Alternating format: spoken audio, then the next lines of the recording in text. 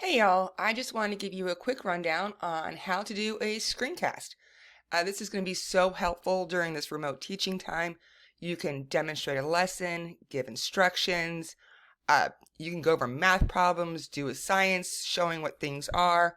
So here's your quick rundown. The program I love and the one I'm going to show you is Screencast-O-Matic. You get it, pardon me, right on Launchpad. And this is what the icon looks like. Once you launch it, you're going to come to this screen and it's going to tell you something went wrong. It doesn't match our records, yada, yada, yada. Come back and log in with Google. As you can see, both my accounts come up, my personal account and my school account. Make sure you use your school account. And then you come to their main screen. And it's really, don't worry about any of this stuff over here. I have never had a use for it. I don't do deluxe stuff. This is just for school. So you can hit Start Recorder.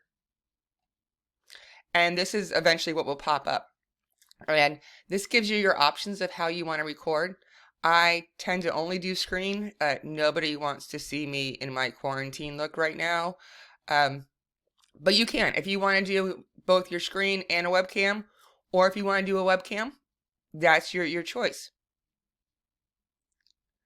The next thing to check is your microphone. I do have a separate microphone for mine.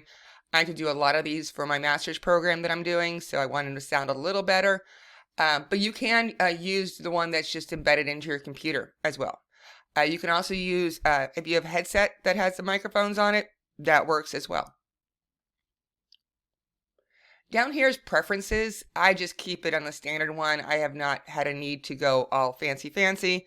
Again, this is just for school. Once you hit record, you're going to get a countdown. It'll start with 3, 2, 1, and then it hits go. And that's when you start recording. Blank screen there. Oh. I did do a short recording just so I could show you the next screen, which they tell you what's next. How do you want to save your recording? You can edit it if you want to, add text. You can do a quick share, and this is just if you want to send it out real quick. I do the save upload option. This is so I have a copy of it. I can reuse it if I need to. I can give my students a link to a YouTube. And it makes things really simple. So here's what happens. You can save it in all different kinds of ways. And then it comes over to here. You can save as a video file, and this saves it right onto your computer.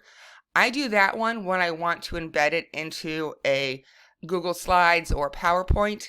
I don't save it on Screencast-O-Matic. You have a limited amount of space. I don't bother. YouTube is great because it's super easy to give your kids a link, or how I'm going to give it to you guys through a YouTube link. You can also save it right to your Google Drive. So that's the basics of Screencast-O-Matic. If you have any questions, shoot me an email.